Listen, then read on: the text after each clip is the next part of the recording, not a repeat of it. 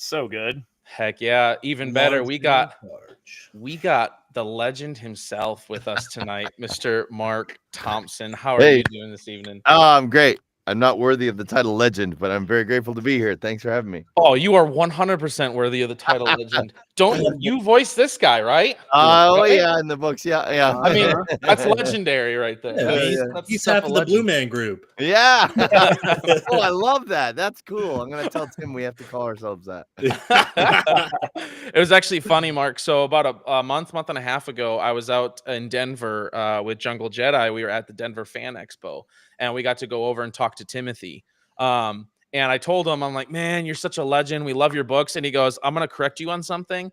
So he talked a little bit about his book, and he goes, it got into Disney or whatever. So I'm not legend, I'm canon. And I'm like, yo, I love it. That is awesome. That's an even better response. I thought he was going to be quibble about the definition of the word legend, but that's even better. That's awesome. Right? I know. It's so. No, he schooled us with that for sure. We were not expecting that.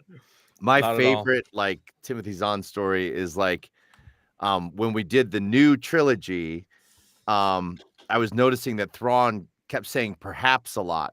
And I thought, well, maybe this is just a habit that he has as an author that maybe he's not aware of or whatever. And so it's kind of almost teasing him hey, so how come he says perhaps all the time? Why does he always say perhaps? He's like, well, actually, and he kind of went into this huge explanation about how Thrawn is open to any and all good ideas. So he never wants to shut down anybody. So it's always perhaps, because maybe that would be a good course of action. Maybe that is, and so he's open to all ideas.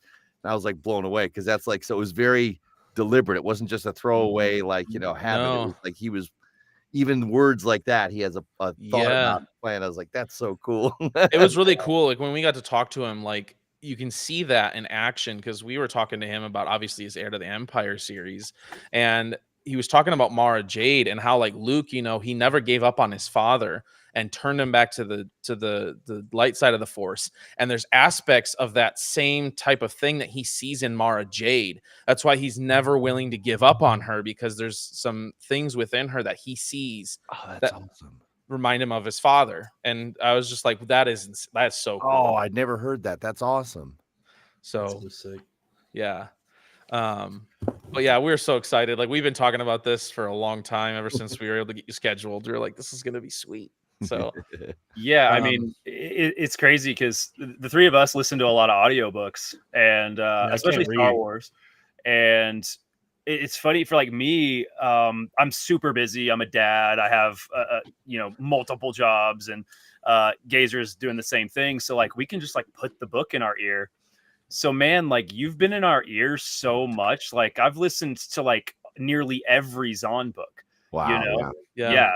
And Heir to the Empire multiple times. Yep. And so it's funny. I was telling them, I was like, I actually get disappointed most of the time when I go to listen to a Star Wars book that's not voiced by you. Oh, wow.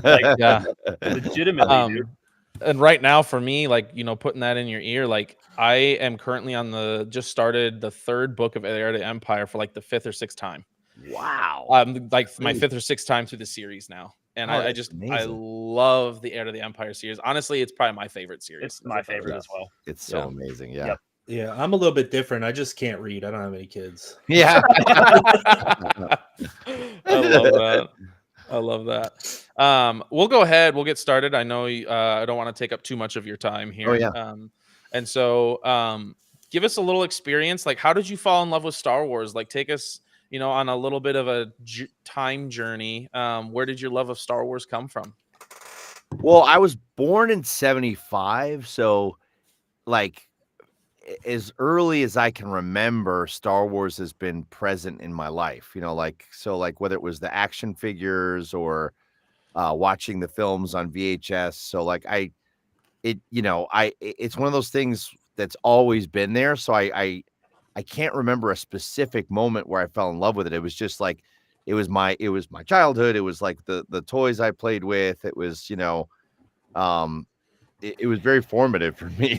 It was kind of, in a lot of ways is kind of like a religion. Cause it was it was one of the first things that was kind of teaching me right and wrong, and so I love, one of my earliest memories is I did get to see Empire in the theaters. Ooh. And I do remember, like, Luke crashes the X-Wing into the swamp on Dagobah, and R2 goes off, and R2 falls in the swamp, and he's like, R2, where are you?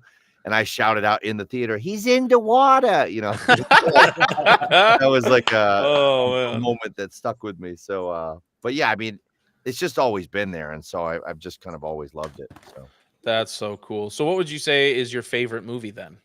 Empire, definitely. Empire, okay, Yeah, my man. Yeah, I mean, it's just Yoda's my all-time favorite character, and just all the training stuff with him and Luke is magic to me. Yeah, dude. What makes Yoda your favorite character? I love that he is defying expectations, and the whole, like, you think he's just this like funny little guy, and then it totally flips, and he teaches you all this stuff about the Force. So I love that.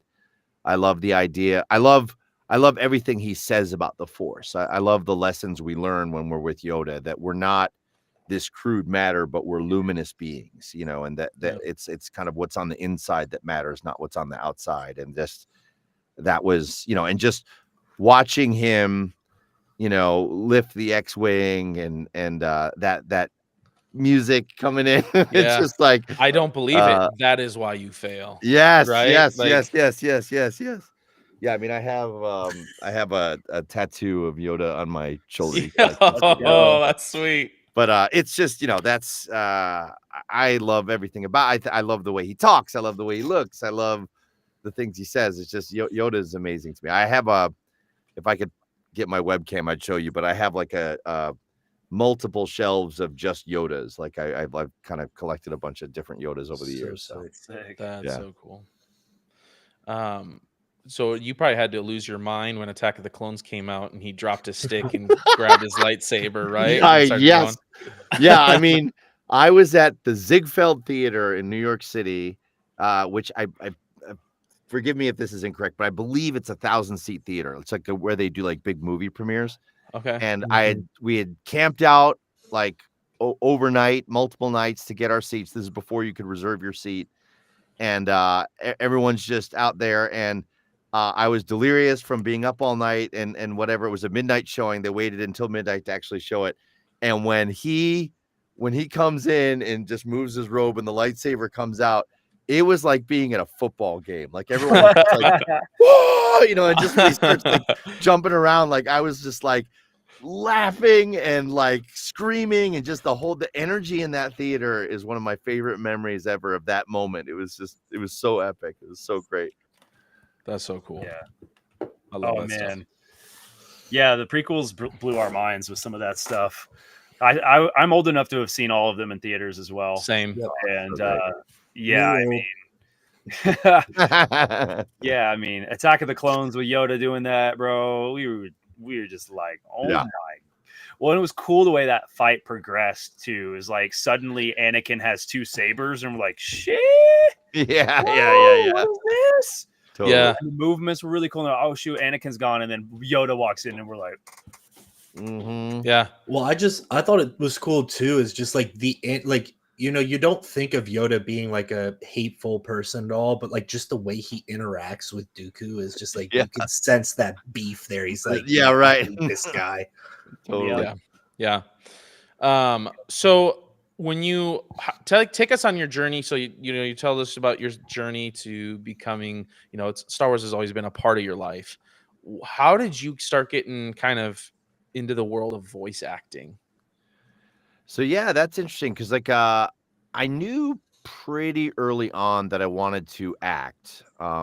Like my mom was super supportive and encouraging, and she kind of noticed that I liked to perform. So she signed me up for like improv classes and singing classes and all that stuff. And then I had an amazing support system in the school I went to. Like we had a really great, drama teacher and speech and debate teacher and music teacher. And they were all kind of nurturing me and helping me. So like really early on, I knew I wanted to perform and act. So I went to college at NYU to study acting. And then my sophomore year, this was like pre-internet, so it's like, in the olden days, they just had like a cork board, and they just had a piece of paper on a cork board that said, "Would you like to audition for a cartoon?" And it was like you call up this phone number and leave a message on an answering machine. So I left a message saying, "Hello, I'd like to be in your cartoon." And it was a cartoon about vampires, so I was trying to be like, Igor or something. So that got me a call back, and so I got in, and then that show didn't go into production, but they said, "Hey, why don't you audition for this one?" Which was a show called Daria. It was on MTV in the 90s. It was a spinoff of Beavis and Butthead. And that was my first ever voiceover job. And it was really crazy. And it was a really cool cartoon. And then it was kind of off to the races. Because then once I got that on my resume, I started auditioning for things and getting recommended to things. And just I started doing like Pokemon, and then Yu-Gi-Oh! And then Teenage Mutant Ninja Turtles. And so I just started doing all this different animation stuff. And I really liked it. Like I wasn't like setting out to be a voice actor specifically. I just wanted to be an actor. So whether that was going to be on stage or on film, I just really, really wanted to do that. But then I kind of fell into voice acting, and it was a really great fit because I always did like doing really broad characters or kind of, sounding like different things. So like it just kind of worked out that way. And I've done a play here and there, and I did a very low budget independent film, but it really has been mostly voiceover for the past 25, almost 30 years. So that's so cool. Been great. So that's awesome. It's so cool how like one thing kind of led to the next, and you kept pulling that thread, and you kept saying, "Yeah, I'll do that. Yeah, I'll do that. I'll do that." And so you were just like taking the opportunities as they were presented. Yeah. Right? And even the audiobooks, like, I'm kind of like you, where I didn't really read for fun, or I wasn't like much of a reader. So my agent called and was like, "Hey, have you ever done an audiobook?" And I was like, "Nah, not really." And I was almost trying to talk her out of it, because I was like, I don't want to read a whole book. And they were like, "Well, it was a Star Wars book. We thought you'd like it." And I was like, wait, hold on. Hold everything. Star Wars, you say? I'll do it. But I'm kind of, it is interesting the way you said that, like just saying, because like, had I not said yes, it's interesting because like that's become a big part of my career, and now it's like it's probably my favorite thing that I do is the Star Wars audiobooks and just audiobooks in general. Like I've kind of really learned to love reading and learned to love that, way of performing and storytelling. But I would have said no to it because, just it felt so challenging or so different than what I was used to. And so I'm glad I didn't. And you never know what something will lead to, so it's a good thing to kind of say yes to opportunities as they come and just try different things, because you never know, Yeah, so. For sure. Yeah. Along that path, like what was like the biggest learning curve that you had, Yeah. So I think I got cast, Kevin Thompson, who directs most of them, if not all of them, is an amazing director, and he's really talented at what he does. And I think I got cast because I could do a reasonable approximation of the characters from the films. So like, the audition, I think I got to do like Han Solo, Luke Skywalker, Admiral Akbar, and Princess Leia in a scene. And so I think I did well enough in my impersonations of those that they were like, "Okay, yeah, we want to use you for this." But it was a huge learning curve, learning how to tell the story. And at one point, and I tell this story a lot, but it really helped me, was, Kevin, who's the director, said, anytime we have dialogue, it's super engaging, it's super interesting, and it's great. But anytime you have to do the prose or just the straight narration, it is boring, it is flat, it's not working. So you've got to find a way to make the prose and the narration as interesting as you're making the dialogue. And he kind of like explained it like, you got to think of the narration as Luke's inner monologue. Like there's a reason that Luke is noticing the color of the room, or what people are standing around this table. Cause I just kind of thought that as like, it's like stage directions. It's like, yada, yada, yada, get me to my line, you know, but if you think of it as, okay, there's a reason he's noticing these things. There's a reason these things are important to him to point out. Then you can have a point of view as you're reading those sections and kind of emotion in those sections, as opposed to just, you know, let me kind of explain this set dressing stuff, you know. So and that like really helped me a great deal. So yeah. That's literally just like a matter of perspective. It's like literally just like, oh, like let me think about it like this now. Yeah. So it's like inner dialogue instead of outer dialogue, and that thinking of it that way helped me be able to make it interesting. So kind of going along with that, we have one of our listeners here has a question for you, kind of going along with the same thought. When you narrate an audiobook, how deeply do you dive into understanding the story and characters beforehand? Do you fully study the book first, or do you mostly discover it as you kind of read it and go through it? I'm trying to do a deep dive and study as much as I can. Like, time is always our enemy because they want to release the audiobook at the same time that they're releasing the publication of the hard book. Yeah. So, you know, we don't get as much time as we would like, you know, like, so, and I have other jobs that I'm doing while I'm preparing the audiobook. So I never have as much time as I would like, but I definitely, I'm on Wikipedia a lot. I'm like, you know, cross-referencing things. I'm looking at, you know, videos and like if a character appeared in like Clone Wars or Rebels or one of the films, I'm trying to rewatch their scenes. And I'm definitely trying to understand as much as I can about the lore, about the story, about the characters and but you know, it's super challenging because when you have a franchise that's almost 50 years old, there's like a comic or a novel or a show about every aspect, and you could spend hours and hours on this one chapter just learning the backstory of what's happening in this one chapter. So I don't always have the time to dive as deep as I want to, but I try as much as I can. And then I'm just a fan, so some of that stuff I've watched it before, and it's just kind of refreshing my memory. Oh, right. That's who the Yuuzhan Vong were. That's who, you know, like you know, it's just I just got to kind of get it back in my mind. So, and I've gotten better at it as the years have progressed. Like when I first started, I was just white knuckling and trying to get through it and didn't do as much research as I should have, you know, and so now I'm a little bit better at it as the years have gone on. But yeah, that's good. I want to take this next one. I'm curious. So we talked about kind of like the more thoughtful, like logical aspects of some of these things. Are there any? I'd really like to hear about the inspirations behind some of the characters. Like obviously the movies are there, the comics are there, there's shows and all these different things, but is there any other inspiration that you're pulling for any of these characters during this process? Yeah. I mean, first and foremost, I am trying to use the author's descriptions of the characters as my main inspiration. So that really is like 80 to 90% of it. Yeah.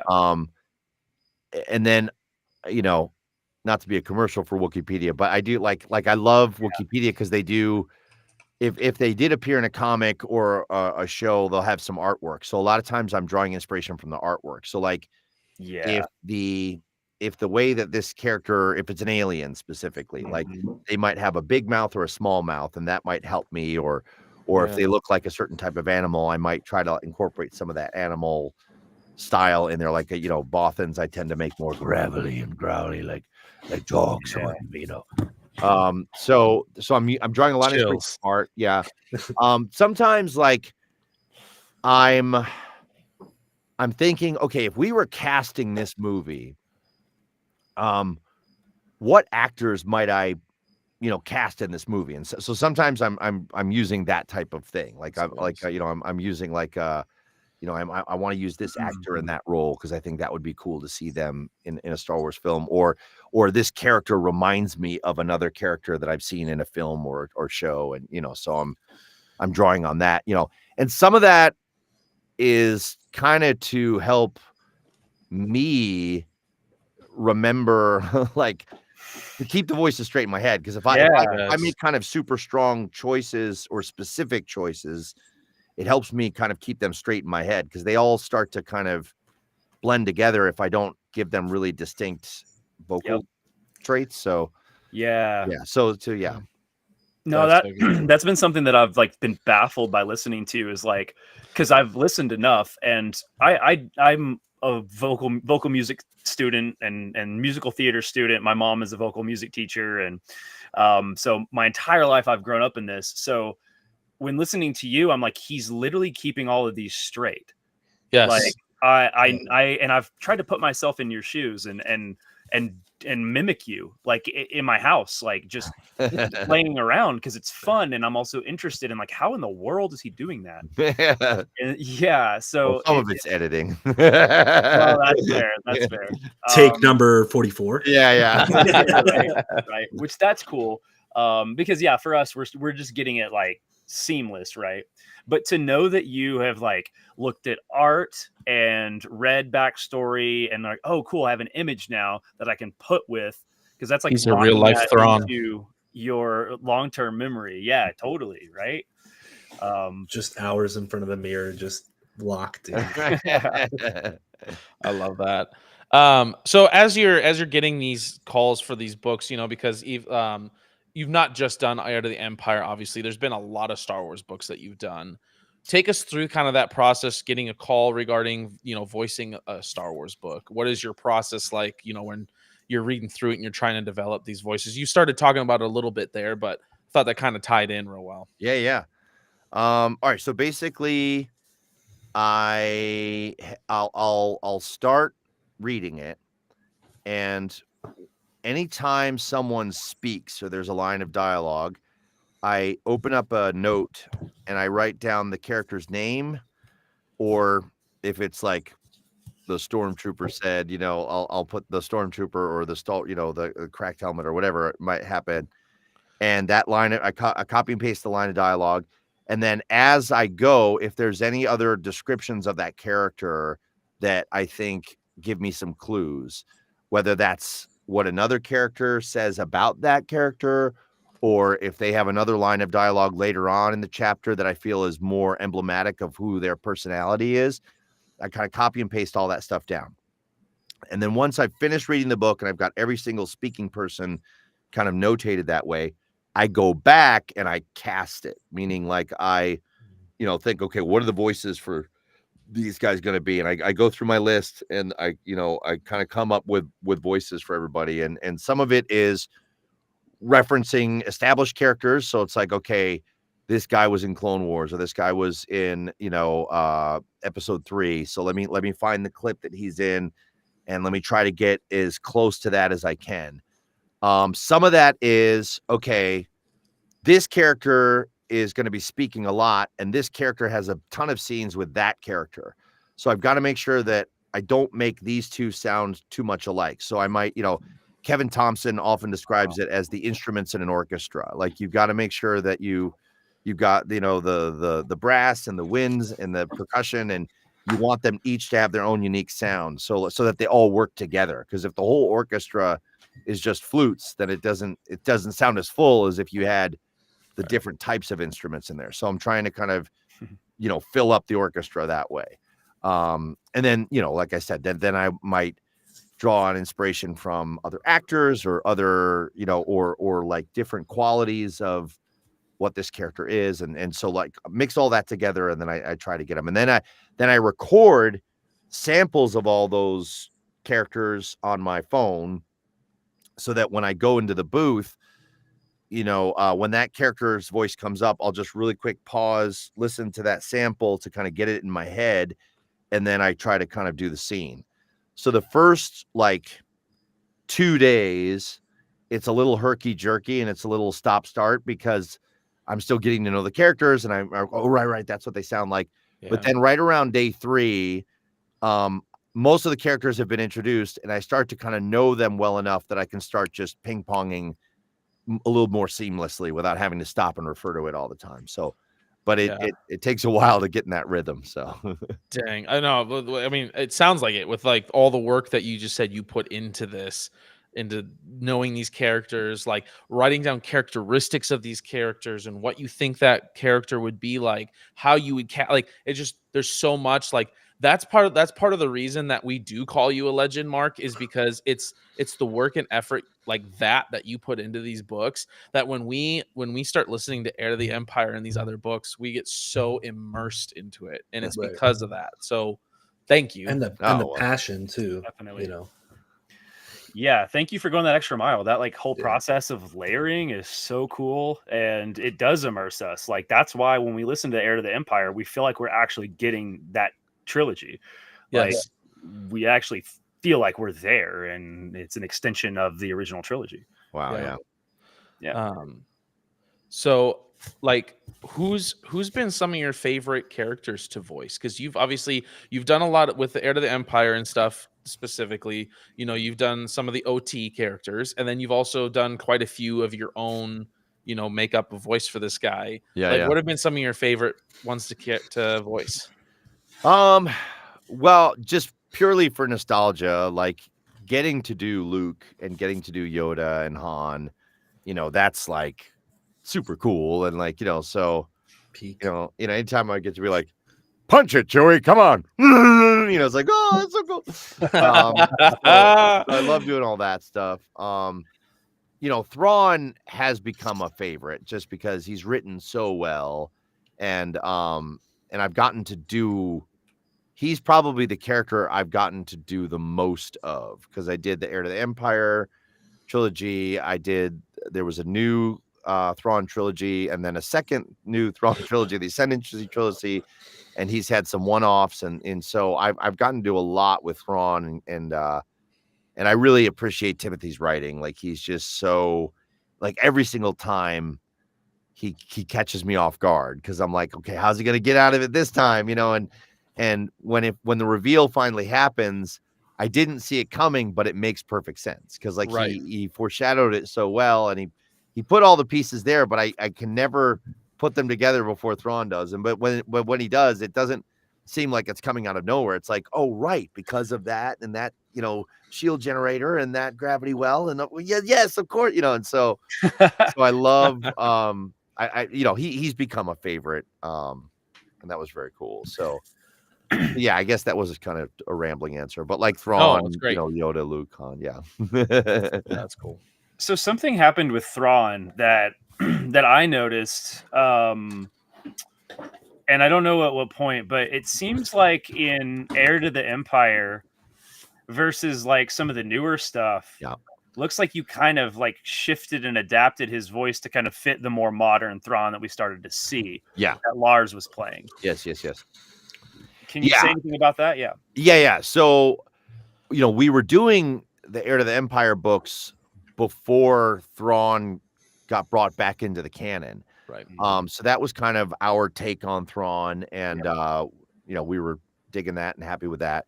Yeah. And then Disney acquired it, and when they announced, I was at Celebration when they announced that he was going to be on Rebels, and I was like, oh, no way. And then and I think they even might have announced the novel, and I was like, oh man, like I wonder if I wonder if they're going to get someone else to do it, because they want to kind of make a differentiation there, or I wonder, and then I got the call, and I was like, oh gosh.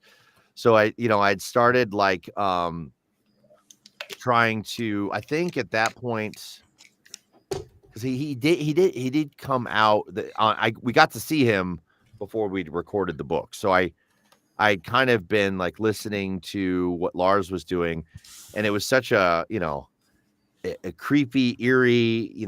They're very soft spoken, and I can't quite do the accent exactly how he does it, but very singular. He has like an odd pronunciation of things. So we kind of made a deliberate decision that, okay, this is how he's going to be known by, like, more people are going to watch Rebels and eventually Ahsoka, though we didn't know that at the time, than would necessarily be listening to the audiobooks. So we kind of made a deliberate decision, like, let's try to get as close to that to try to keep it consistent and keep it in there. So, and I know some people preferred what we did with the Heir to the Empire voice, and some people started listening to the newer trilogy and then went back into the Heir to the Empire. Like, why is it different? So, like, and then we did Outbound Flight recently, and we were like, well, which do we do? And then we kind of decided, let's keep it consistent. So I know that can be a thorn in some people's sides of, but that was at least the thinking, is like, he's going to be seen by more people as this. So let's try to keep it in line with this. And, so which makes sense. And you voice both extremely well. So I have no problem with it. Oh, okay, cool. Same.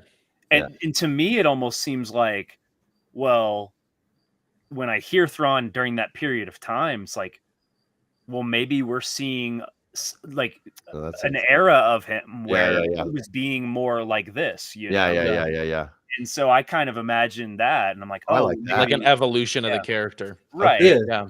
And I think that's a cool aspect too, that you can kind of be a part of the character development and the character evolution, and like, it would kind of be weird for some characters to just be the same always, like there's got to be some kind of, like Thrawn's gone through a lot by this point, and so it's like things change, like I mean, my voice is different from 5 years ago. Totally. Yeah. I mean, go look at Luke. He goes from this whiny kid in A New Hope to and Return of the Jedi, and even the way you portray him in Heir to the Empire, right? He's a lot more stoic and just kind of like very not soft spoken, but like in a sense, kind of that tone. I mean, calm and peaceful. Bro, even look at Yoda. He goes from this like strong, poetic in a way speaker to he becomes like a little crackhead at the end of this. What happens when you live that long in solitude after losing all your friends? In the swamps. Yeah. Clone Force 97 has a question for you. He says along that line, while narrating Convergence by Zoraida Cordova, he says there's a scene aboard the Paxian where Viceroy Farrell asks a guard to do something, and the guard sees it as dishonorable. Right after that, the guard jumps out of the airlock. That moment really stuck with me, but I didn't fully understand its significance. Could you share your perspective on that scene? Oh man. Okay, that's a great question. It's been a couple of years now, and I'm not totally remembering exactly what that scene was. I think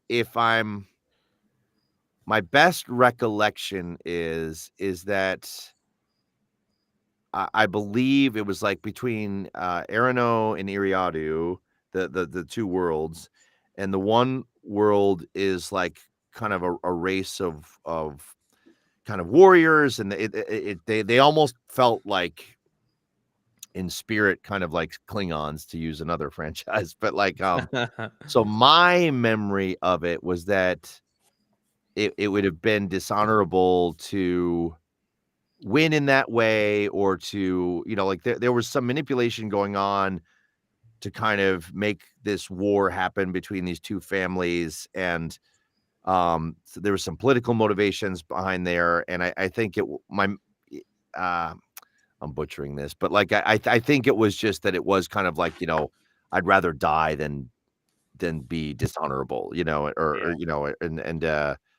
that's what I remember from it. But I'd have to go back and reread the scene to kind of get more in depth. So I'm sorry I don't remember it in more detail. No, that's all good, dude. That's a pretty specific question.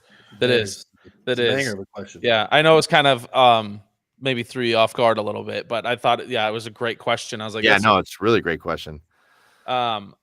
So go ahead, Mandalore. I know you had a question you were kind of wanting to ask him. Well, I want to echo MacMan in the chat here. He asked, if you could write and narrate your own Star Wars audiobook, what story would you want to tell? Ooh, yeah, that's a great question. I have the every once in a while I kick around this idea of like post episode 3, which I know gets mined a lot, but I don't care. We want it, man. Yeah. I'm like fascinated with the idea of how quickly the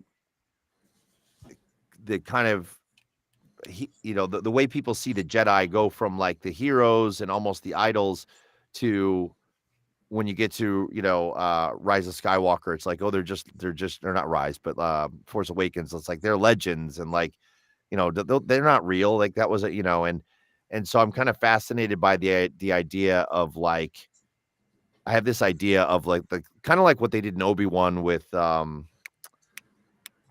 what's his name? Kumail, like who's they had that fake Jedi.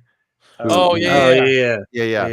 I'm trying to remember his name. Yeah. I can't remember. Yeah. I'm close. But I love that idea, and I think it would be cool to kind of see like someone who was taking advantage of people by manipulating them and then that kind of feeding into why people don't believe the Jedi are real. But then you have an actual Jedi that's like trying to hide and like trying to do good, and so he's trying to cover his powers. The other guy's trying to exploit the powers. That's dope. And just explore like, what was it like? What are the different things? Whether it was propaganda from the Empire, whether it was like why do people not believe in the Force? Right. Like what, like and maybe explore like well, if the Force is a real thing, why is there so much darkness in the galaxy? Why is there all this suffering? Why is the Empire like, and like because sometimes I personally am a person of faith, but I know that like some people, one of the biggest reasons why people don't believe that there's a higher power is the problem of suffering.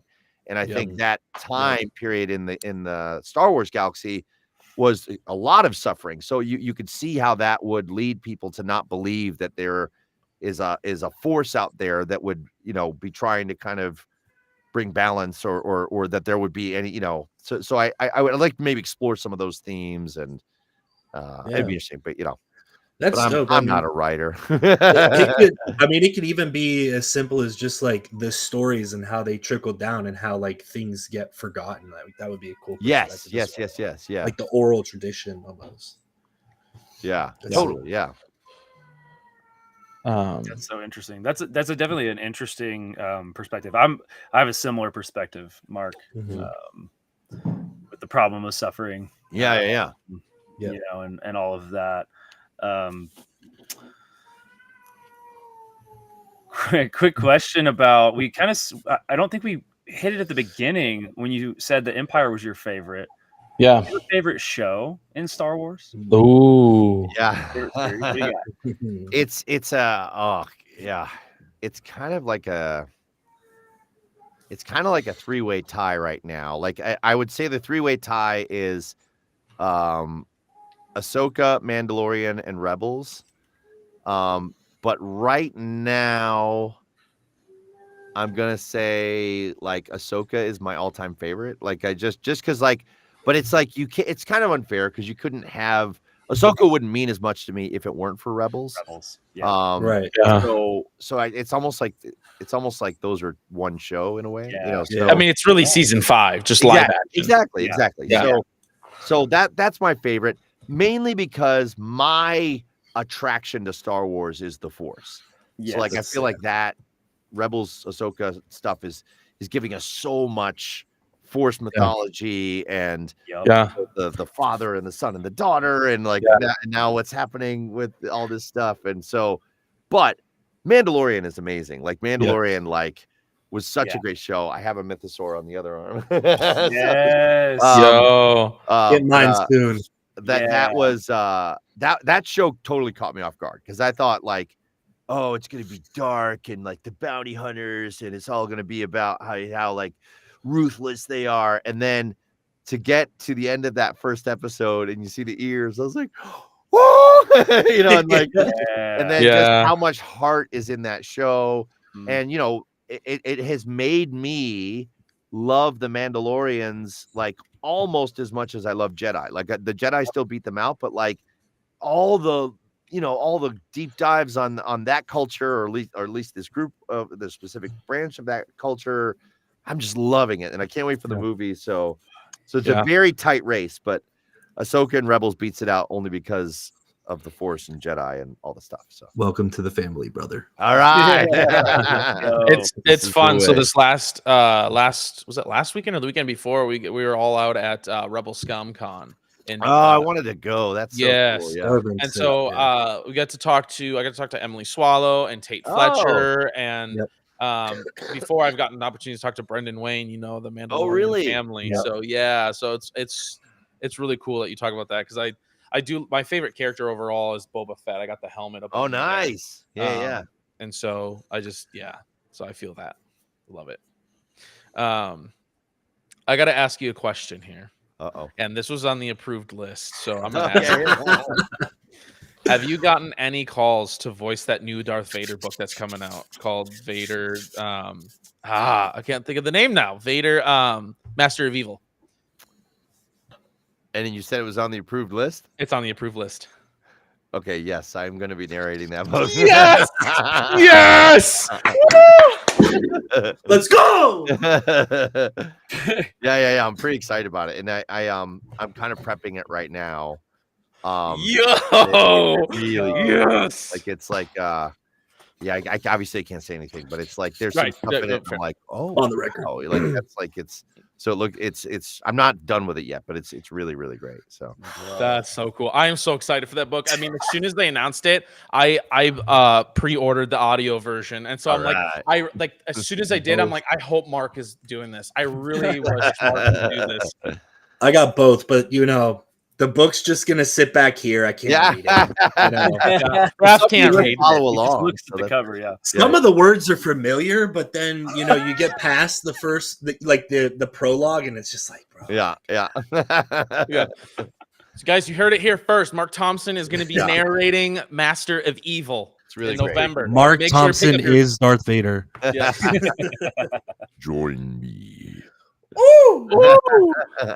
Yo, the hairs on the back of my neck just stood up. That was awesome. There's weird things happening within my body right now. I'm not okay. I love that. Oh god. That's dope. One of the things that was really cool as I'm reading the Heir to the re-listening to Heir to the Empire is I was listening this morning on the way to work, and it's the scene where Leia's having the twins.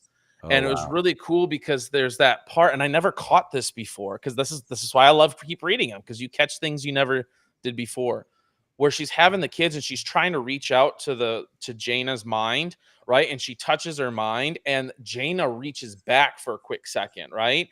And after she does that, she loses the connection for a minute and realizes in retrospect, right, that the Jaina actually went and touched the mind of Jason to help him get through what they were going through, kind of a thing, right? And help calm him down. And I'm like, whoa, like that. You talk about the Force. I'm like, that is so cool. Like I never saw that before, and I love the way you portray that in that scene. So that's great. Thank you. Yeah, it's really cool. Like the one thing that the movies obviously are amazing, and it's probably my favorite way to experience it. But like one advantage the books have is they get to really camp out and spend a lot of time on the Force and characters, and you really get to know the characters in a much deeper way than you would if you're only seeing them in a 2-hour film or a half-hour episode of something. Like you really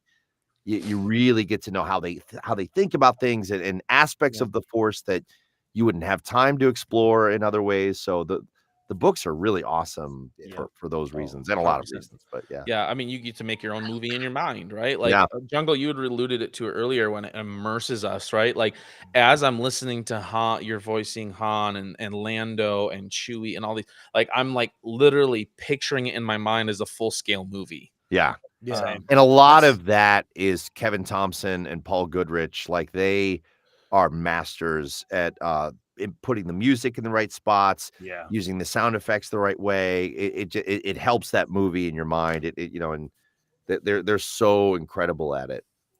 Yeah, I think that's the coolest thing too, is like sometimes I'll read along while I'm listening to audiobooks, but a lot of the time I'm just like I'm propped up with my eyes closed, just like imagining these scenes. It's crazy. That's cool. It's so cool.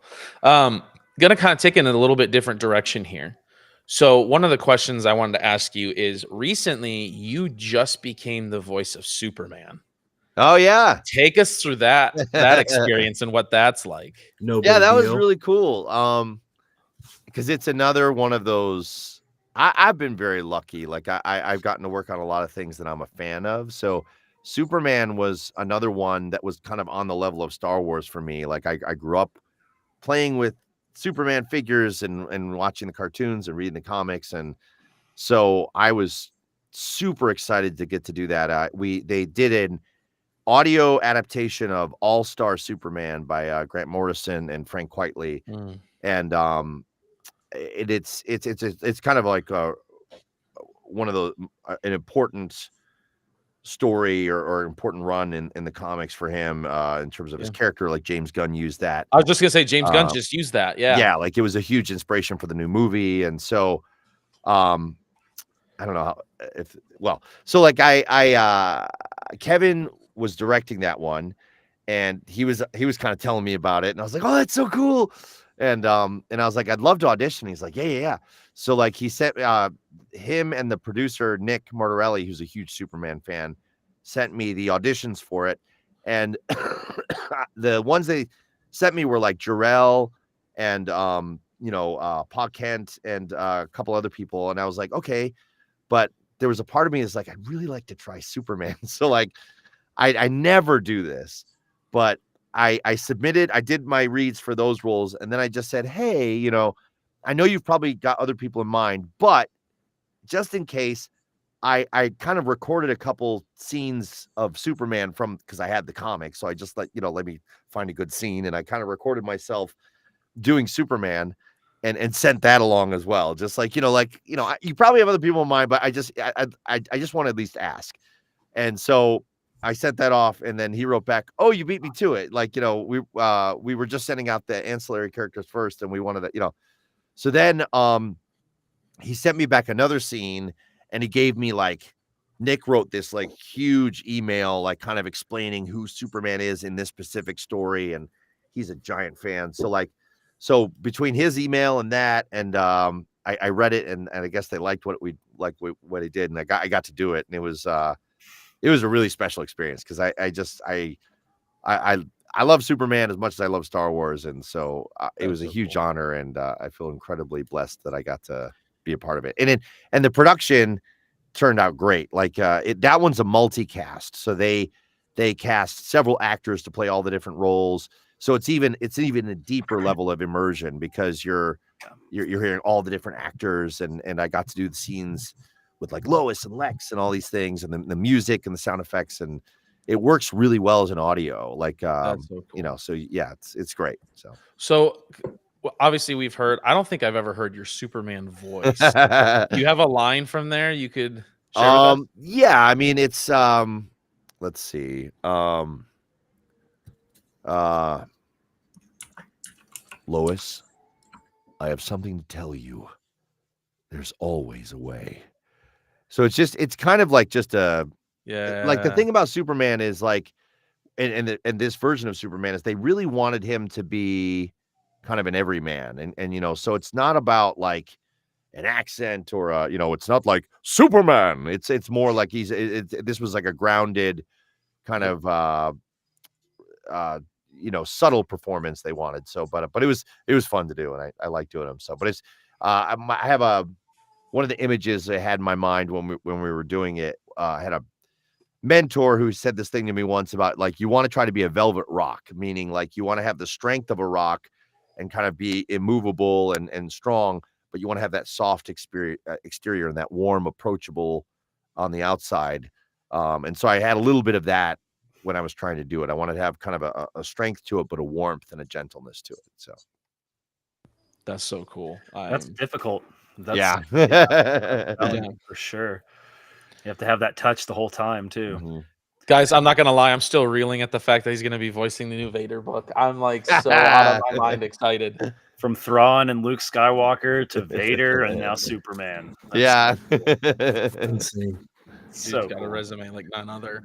It's awesome. Well, you deserve it. I mean, you work super hard at it. Oh, 100%. Yeah. Thank you. we have I don't know if you remember her or not. She's interviewed you, Mariana. Oh yeah. Yeah, she says super excited for this. I had both Star Wars Gazer and Mark on my podcast earlier this year. They were so fun to chat with. P.S. Mark, I talked to Rebecca Solar and Rory Max Kaplan. No way. Yeah. I wonder how you got to talk to Rory. That's so cool. I think it was there's a Comic-Con down in Miami. I can't remember what it's called. And I think that's where she met him. Oh, that's so cool. Yeah. So because those are Pokemon guys, right? Rebecca, did Rebecca do Pokemon? Well, Rebecca's like an audiobook narrator. Ah, okay. And Rory directs a ton of animation, and he was on Broadway, and he's a great kind of singer and actor. And so yeah, that's interesting. That's cool. That is really cool. What Jungle, do you have any other questions you'd like to ask Mr. Mark? We had a couple here. Do you have one in mind that I was going to ask? No, not really. Okay. No, I mean, I could talk all day. I could ask you questions all day about different aspects. And I think the curiosities that I had about your processes and the things about Thrawn, like you really dove into that really well. So yeah, no, just thank you. Thank you for coming on and sharing, those intricacies. And, we now get to listen to those books more and hear your future stuff that we're really excited about with the lens of like, oh, this is how he's doing this. Okay. Yeah. Yeah, it's so cool. I do have a side question here, and I want to know this from Clone Force as well. How can we get Wrath into voice acting? So he's Wrath over here is a man of a million voices himself. Oh, cool. Like it's hilarious, like hanging out with him because he'll just break out into just a random voice, and you're like, okay, dude, like that's how it starts. Yeah. I've been doing it forever, man. I've always been that guy in the group that just does the most random shit in a voice. And that's great. People are folding laughing. I had Jungle practically dying in my room during Rebel Scum Con with the impersonations. I was literally just like, stop. And I was just like literally folded over, and he just kept going. Like he was feeding off of my pain. He's a Sith Lord over there. Literally. But that's awesome. Yeah, he's funny, man. Yeah, I mean, what I generally what you want to do is you want to get a demo together of like, maybe 1 minute, maybe a minute and a half of just some different character voices. Like you could do a demo of impersonations, but even if you just do a demo of more kind of general characters as opposed to like Mickey Mouse and like Glory, so like you want to try to just get a sample of that, and then there's there's different voice acting websites that you could post the demo on and try to get auditions and things like that. There's like voice123.com, voices.com, Voiceover Planet, and there's a bunch of them out there. And you just kind of just start putting your hat in the ring and just start getting out there. And you can start, some people are like making their own stuff, like little short skits or little animation things, and you putting it online, and some people are getting their start that way, like just because someone will notice and like that and starting to like, give me the guy from that, So, give me the guy that does that stupid voice. Yeah. Wrath, I think you've got a question, kind of the last question, I guess, to sum things up and for this interview. Thank you so much again for your time. Like, this has been amazing. Absolutely. Just chef's kiss here. Thank you. Yeah. So my question, and this has kind of become like a thing for me at this point, it's what is Star Wars going to do? I mean, gosh, it means a lot. Like, it's like, how can I say this concisely? Like it means like it's the inspiration to be a light in the universe. Like, trying to, there's a lot of darkness in the world, and there's a lot of things that are trying to throw everything off balance through all the selfishness and greed and anger and rage. And so like, if you can be a force for light, if you can be a force for good, maybe we can bring things back into balance, and so it's this inspiration to me to try to be, a part of the light, or a force for light, and a force for good. And so, and just, it's that's the main thing. And then it's also lightsabers and, cool aliens, and, seismic charges. Yeah. And, and then, I think of friendships that I have because of Star Wars. I think of, memories with my wife and kids where we would dress up in costumes for the premieres of the movies, and just how special those memories are to me. And so it's nostalgia, it's family, it's friendship, it's joy, it's laughter. It's, it's just, I love it. Like before this interview, I was playing Star Wars Unlimited at a TCG store, and getting my Oh, that's so cool. But so it just brings me so much joy. And like anything, my wife makes fun of me because I wear Star Wars t-shirts every day, and like it just it just brings me, a lot of happiness and joy and just, inspiration. And I'm rambling, but it just no, it's great. Oh, no way. You haven't opened them yet? Well, somebody hasn't paid for them yet. My God. Oh my gosh. Wait, no way. Do you play?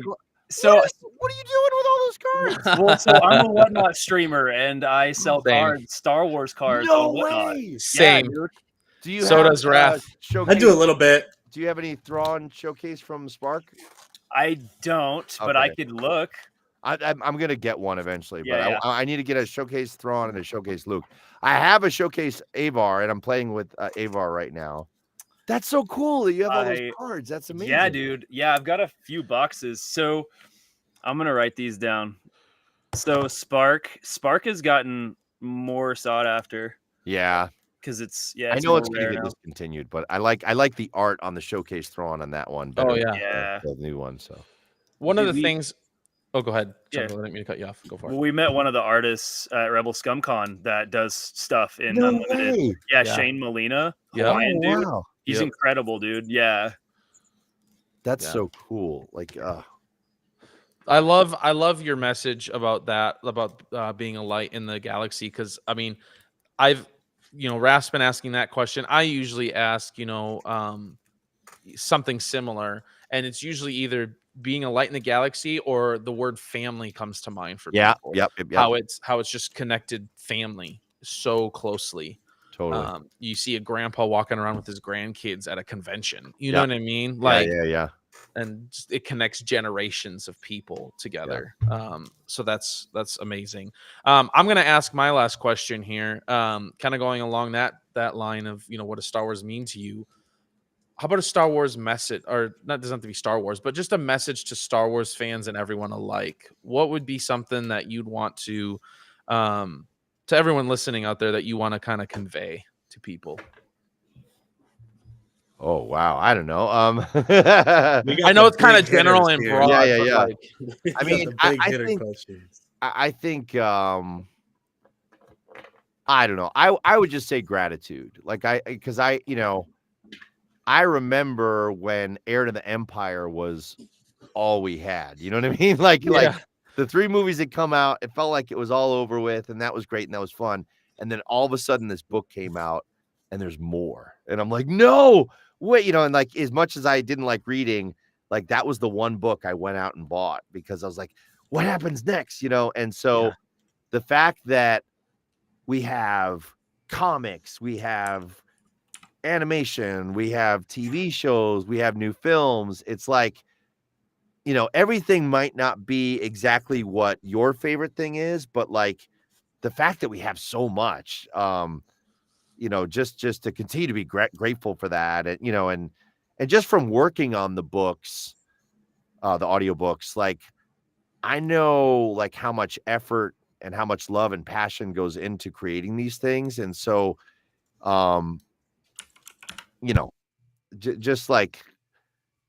just really appreciating how spoiled we are in terms of like how much there is to enjoy and how much there is to, and if it's not, if this movie or show is not your thing, you know, something else will be, and something else is coming, like, you know, and there's going to be surprises. Like I had no idea how much I would love The Mandalorian. Yeah. And I was ready to write it off, and then I was like, oh my gosh, this is amazing, you know, or like Andor, like, you know, it took me a while to get into Andor because it was so different than what I had been used to, but I really came to love that show, you know, and so there's just like so much out there, and just keeping, you know, anyway, I don't know if that That's makes beautiful. sense. Yeah, no, yeah. Yeah.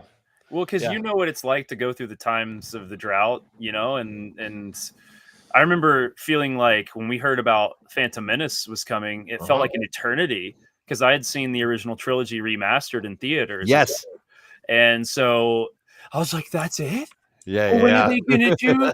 When are they gonna do the 7, 8, and 9? Yeah, you know, I'm like a 6-year-old, and like my dad's like, well, we don't know yet, you know, and they might do 1, 2, and 3, and we're like, what's gonna happen? And it felt like an eternity before we actually heard anything. And once we heard something, it felt like an eternity before we got anything. Yep. And then we started getting that stuff, and I was like, oh my gosh, like this is insane, you know.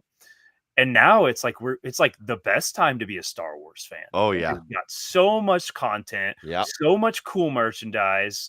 The collecting is on a different level. The community is bigger than it ever has been. All the social media and YouTube platforms and all the books and, you know, incredible storytelling and narrating and voice acting like yours. Like, it's like, yeah, we're so spoiled, dude. We need to be incredibly grateful for sure. Yeah.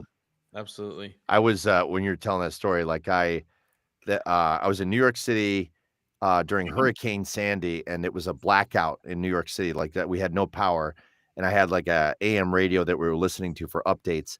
And on the news flash, they announced that they were doing 7, 8, and 9. And I was like my son told me as I was walking, I was walking the dog, and I came back, and my son told me, I was like, what?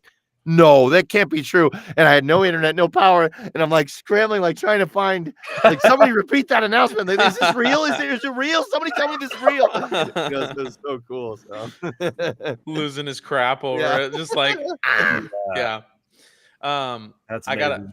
I gotta ask, since you're doing Darth Vader, can you give us your Darth Vader's version of "You don't know the power of the dark side"?